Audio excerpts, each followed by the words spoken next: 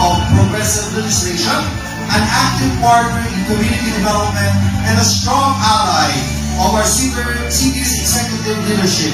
As the president of the Davao City Councilors League, she has worked closely with our mayor to ensure that the policies we pass truly serve the needs of every Davaoeno. Ladies and gentlemen, please welcome Honorable Councilor Ira Danilo Ortiz.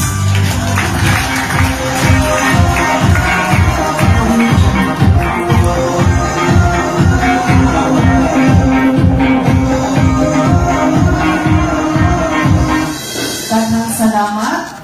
Mabuhay o madayaw.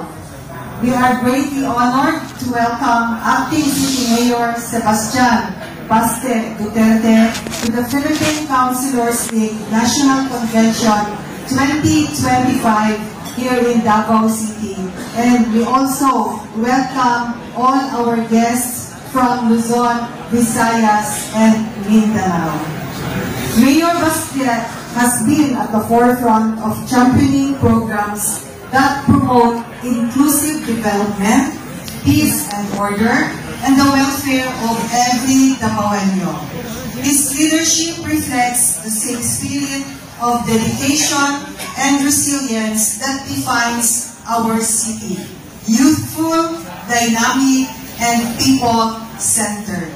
Ladies and gentlemen, let us give a warm welcome to Acting City Mayor Sebastian Baste Duterte.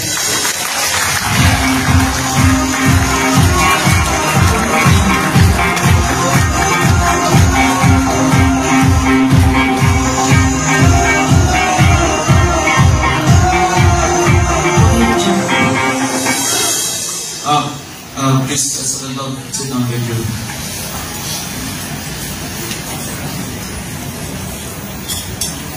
Mayor Francis Zamora, good afternoon, sir. DILG 11, Regional Director Abdullah Matalang, nangapon si mga sir. PCL National Chairman Raul Corong, Attorney, magandang hapon sa iyo. PCL National President Samuel Huertes, sir.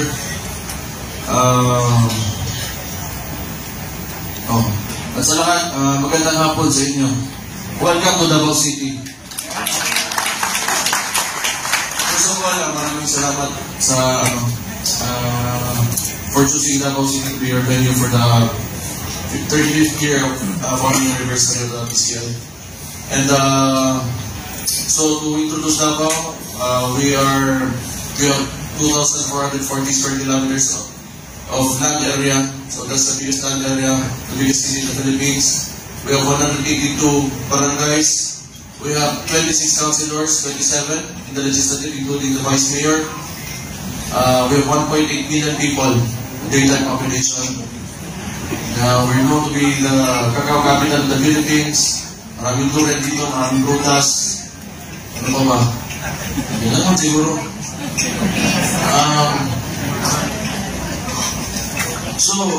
Hindi ko rin talaga alam ano sasabihin ko sa inyo because matata naman na mas veterano kayo sa akin sa politika kasi mas bata kayo lahat sa akin.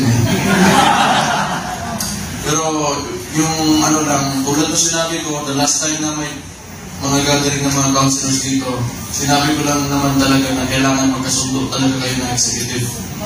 Lalo na sa mayor nyo. So kasi kahit anong husay nyo sa paggawa ng mga ordinansa, mga batas, pag hindi nyo kasundo hindi kayo nagkakasundo, mahihirapan ka talaga. Kahit anong ganda at husay mo dyan sa legislatura, pag hindi pinirmahan, hindi kayo nagkasundo ng eksekutibo, walang mangyayari sa lugar nyo. So, my advice would be, it has to be a culture, dito sa gobyerno. Now once, pag natapos yung election, may nalagay na ng mga elected officials, mga konsel na mayor, vice mayor, at mga kung ano pa man dyan, we should think that we cease to become politicians, then we begin to be technocrats. Yun ang mahalaga. So for the next 3 years, mag-iisip ka kung ano yung maganda gagawin mo para sa lugar mo at kakalimutan mo, if possible, yung mga away nyo sa politika. So dito sa Davao, nangyari, ang ginawa ko nung una ko naging mayor, ay 182, hindi lang naman lahat dyan amin. So may mga opposition din kami.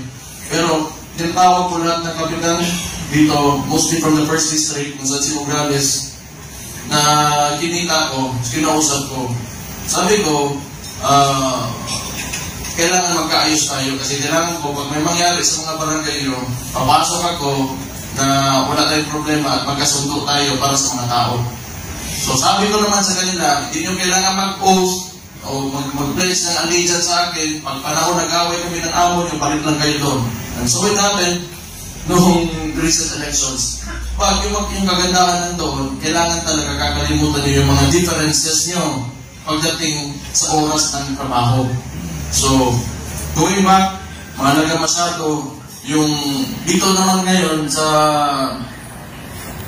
City Council namin, wala naman kaming opposition ngayon. So, pero meron din kami mga leftist dyan, may mga parang ipain mag-isip. Meron din kami gano'n. We try to keep a healthy legislative office size. So meron din kami gano'n. So, but anyway, yan.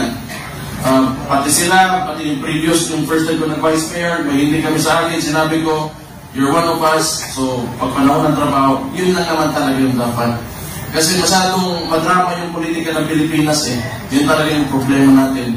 We forget to, our roles and the purpose na nandyan tayo sa politika kasi we're too preoccupied in self-preservation. Yung nangyayari kasi sa atin, minsan, masyado tayong defensive pagdating sa politika natin. Ang nangyayari, nakakalimutan natin to think of, the constituents. Kasi more on self-preservation.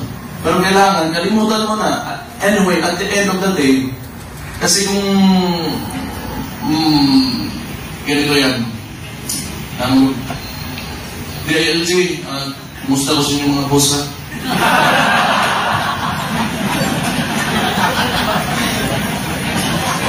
So, I would just like to talk about a little something about the culture of Philippine politics here in the Philippines. Tulad yan, yung ayuda, ginagamit, inuupuan ng mga politiko. Kasi if that becomes a cycle, and hindi tayo results-driven na mga government officials, then paulit-ulit na lang yan, at di na yan talaga magbabago. So kailangan pakita mo yung husay mo at yung galing mo, hindi dahil sa resources ng gobyerno na ibibigay mo lang ng diretsuhan. Pakita mo, nag-iisip ka talaga, and you truly care about your constituents through, in your case, legislations. So, kung ano man yung ginagawa nyo, maganda yun. Pero hindi ibig sabihin na may resources na, and you just look for a way na mahatid mo lang because, malapit ka sa kapan. Diba? I'm trying to be careful here kasi nandito yung BILG, baka pagagalitan ng mga. Okay, so kasi talaga, yun yung nangyari yung recent actions dito sa Davao. So, may rift naman kami. I'm not saying na kalapan ko talaga yung yung nasa taas. Minsan hindi.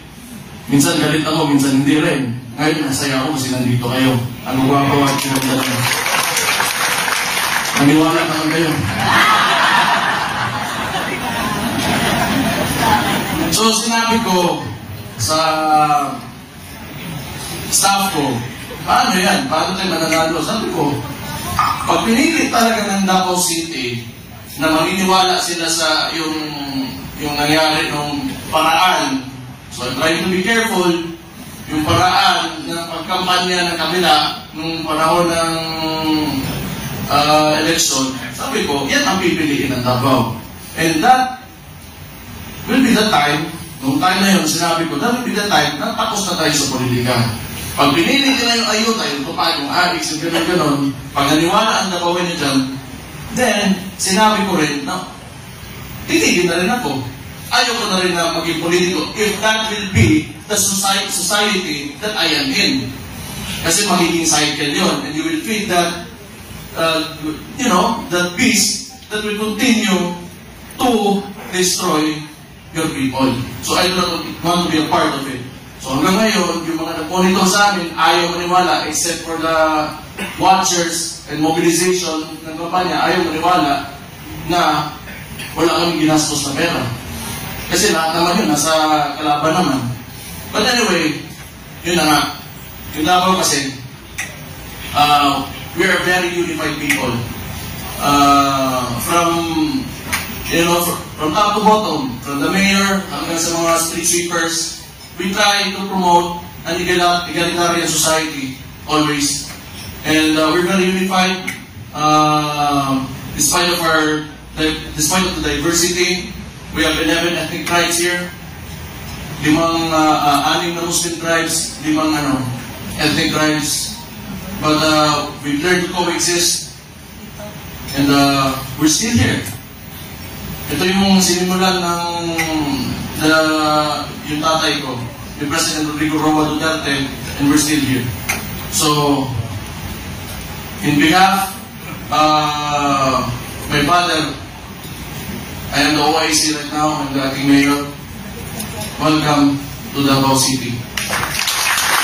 Thank you. And I hope you enjoy the place. Thank you for once again choosing for Davao City, and may God bless all of you. Thank you very much.